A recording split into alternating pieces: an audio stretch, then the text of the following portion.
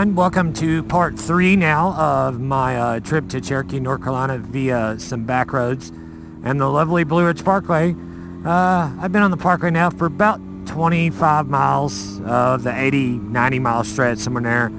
And so far it's been so good. Weather's absolutely beautiful, so that's always a plus. It's about maybe 70 degrees. It might be more like 65. It's just barely crisp with a little bit of without being cold.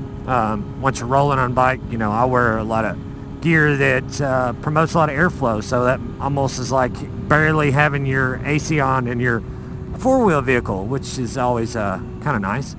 But my only really gripe so far with the trip is there's when I first got on the parkway, I'd been on it not long at all, maybe 5 or 6 miles, right? And it said road work next 20 miles, and I was like, oh my lord.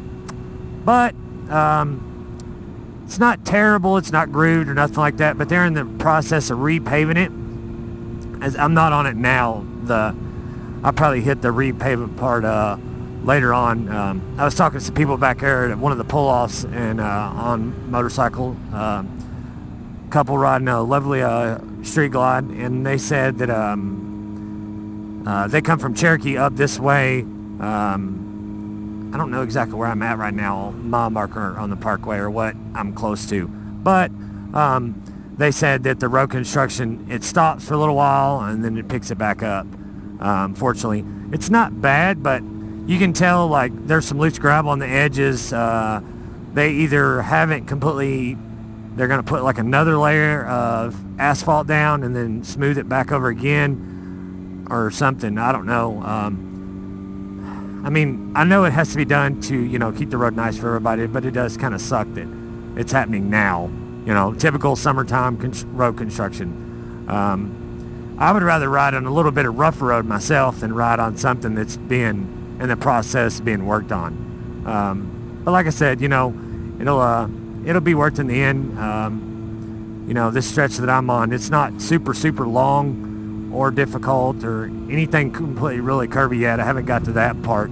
But in the first 25 miles I did go through, oh God,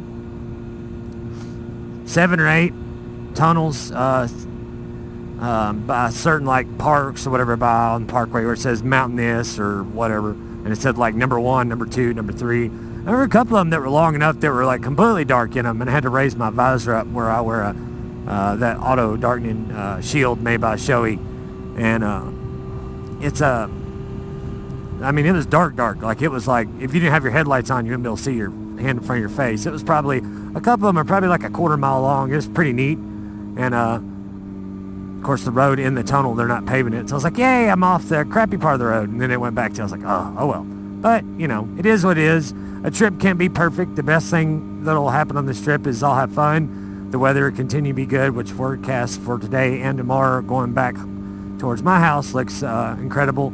Low 80s, a little bit cooler at night, like 58 in the morning or something like that for the overnight low. So good riding weather. So the best thing will happen is I'll enjoy myself. The weather will stay nice, and my trusty old FC6 here will get me back home in one piece and without breaking down, which the bike breaking down, yeah, it can always happen, but this one doing it, no. It doesn't get mistreated, abused, any of that stuff. Even though it's kind of a sport touring, I guess, or a standard bike, probably more on the standard than sport touring. But it doesn't get mistreated. I don't rev the snot out of it all the time.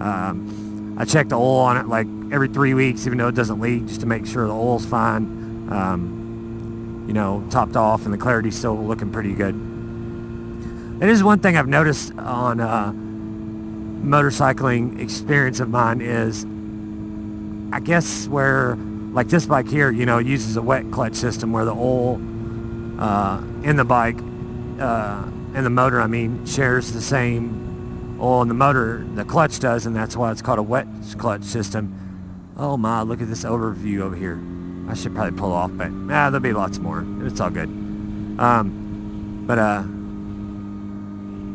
Ooh, wow, I felt the temperature drop from a little bit of breeze. But like I was saying, where it shares the same oil, I have noticed that the oil definitely does not stay as clean as long as it does in like a regular car. The first 1,000 miles, it still looks pretty new. On a bike, you ride it 500 miles and it looks like it's been in there 3 or 4,000 already. It's kind of weird how that works, but I guess that's just the color of the clutch baskets and all that stuff, or however it all works together. I don't know, but it's been a good ride. I'm gonna continue to enjoy it. Good Lord, whatever this is, pull off up here must be popular. Oh, well, it looks like just a bathroom. I don't know. There's so many different places to go and hike off the Blue Ridge Parkway. It's not only people on motorcycles enjoy it, it's hikers and people like being outside. They really enjoy it a lot, and that's good that we can all have something like this to come to and enjoy. This is free. Some of the parks up here and stuff, like if you go hiking or something like that in North Carolina, like Rome Mountain by me, they teach you once like pay like a couple dollars or something like that. But none of the paid park stuff around like North Carolina or Tennessee for that matter is very expensive at all. It's like, $3 or $4 a carload. You can't do that anymore that cheap. Crap, you go to a movie by yourself and it's, by the time you get popcorn, it's $20. But,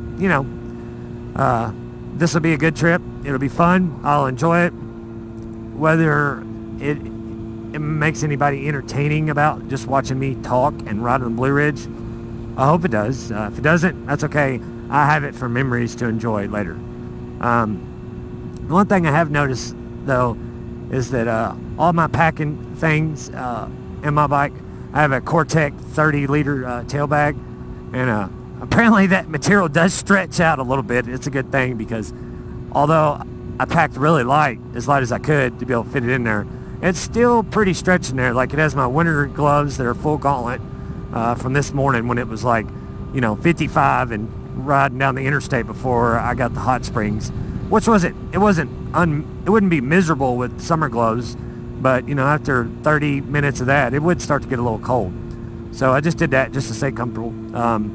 It's got my neck warmer in there, some flip-flops for walking around later on this afternoon around the hotel and stuff, lobby area, whatever. And just a basic, change of clothes, toiletry, stuff like that. And I put it on freezer bags just, to help separate stuff where I grab stuff, as needed, like GoPro batteries, whatever. I kind of categorized it because I'm a little OCD, I guess. But the funny part about it is that even though I packed really small, it's still not a lot of space. So this is definitely touring at its minimum, and of course another reason I put it in freezer bags, if like water spills in there, it won't ruin anything or get the inside of the bag wet. And because I have made that mistake before, I put suntan lotion for like the back of your neck and stuff, on a long ride, just in case, just to keep you comfortable for.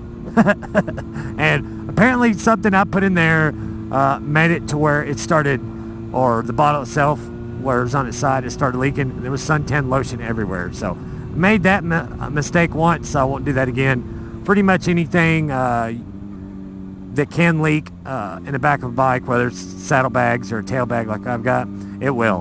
And it really made interesting trying to get a suntan lotion out of the bottom of this bag where it has that felt lining in it. It wasn't bad or anything. It just soaked it in, but it's still, I was like, oh, well, that's not good. Yay, look.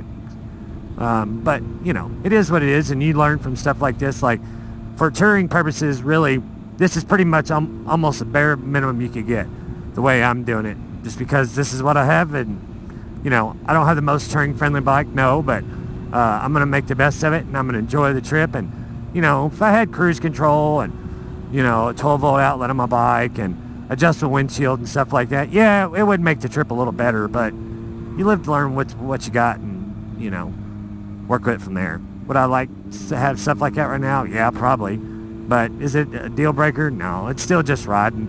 That stuff's nice to have and it's nice to enjoy, but once the newness gets over it, just like having anything new, a new car or whatever, you kind of get used to it, I guess, and then it becomes not so much of a luxury thing. Like, you're like, well, I didn't really have to have that after all, did I? So, but we're gonna continue rolling on the parkway here, guys, and pick us back up in say another 50 miles or so. I'm about ready to get some lunch. I'm starting to get kind of hungry. I did see a restaurant back there at there's just a few restaurants right on the parkway. It was Mount Pisgah, I think that's how you pronounce it. That was the last place I stopped at. For those of you who know the parkway or watching this, you kind of maybe know where I'm at. It's around the 415 mile marker, and the parkway ends at like the map says 480, but it goes past that, so I don't know if it's more like 500 or what. But, you know, I don't mind it. You know, I still have plenty of fuel. I'm not uncomfortable, you know. I'm giving myself, 45-minute ride, get off, stretch my legs, drink a little bit of water, just pace myself. There's no need to try to rock out the end of this and get it done and over with, because that's not the pace that I intended it to enjoy it at. Just take a leisure, relaxing pace. That way when I get to Cherokee and stuff and go get some dinner and get a hotel room and stuff. I hope all these dogs over here on leashes. Oh my Lord. That way when I get to my destination for the evening, I won't feel so tired. I can watch a little bit of TV, stuff like that, and just enjoy my evening, enjoy the day. This is what it's all about. So these people here, they're having a blast. They're just sitting there in camp chair at the overlook, and y'all can't see that because of the fisheye, but it is very pretty up here for sure. Oh, look, and about the time I was talking about tunnels, here we go. Here's another one, because you always see the clearance thing first. I don't know if this will be one of the long runs. We'll see. If the GoPro goes super dark and ruins this part of it, sorry guys. But it is a tunnel, so. Whew. And it's definitely a little colder in here. But such a nice day today. Kind of makes me a little sad to see summer go, actually, but cooler weather is nice for a change. Whew. I don't know how fast the GoPro auto changes like that from light to darkness, but I guess I'll find out when I watch stuff and start editing it out. So another big, pretty overlook. Pretty much these overlooks are. I mean, there's some that are better than others, but they're all the they're nice and they're pretty, but it become a little monotonous at some point, though. You pull over and you're like, oh look, another overlook. You see mountains way far away. And they're gorgeous to look at, but they kind of almost get old. If that sounds bad, sorry, but kind of do. Some of them are prettier than others. There's some stuff like the one that I've seen from Brian Gamble's channel on 2 Obsession, where there's a big water wheel and a little lake and stuff, and stuff like that. Stuff you don't see every day. That spikes my interest more in mountains. But I live around mountains and stuff. I see that stuff all the time. I can drive on Interstate 26 over not far from me and see almost the same thing.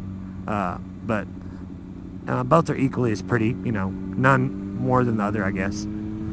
So we'll keep on. Ow, big bump. We'll keep on keeping on. Luckily, right now the road construction has stopped for a little while. And as I says that, and there's a sign: road work, 1 mile, and then it starts again. Oh well. Can't have it all, I guess. I mean, it's, even on the worn part, you can tell it's worn, but it's not so bumpy that it's ridiculous. It's just a little choppy at times, but I don't mind that. Whatever. We'll pick this back up in a few more miles to go, guys. Hope everybody's enjoyed the several part series that I've tried to make here. And please don't forget to like, share, subscribe, leave a comment down below.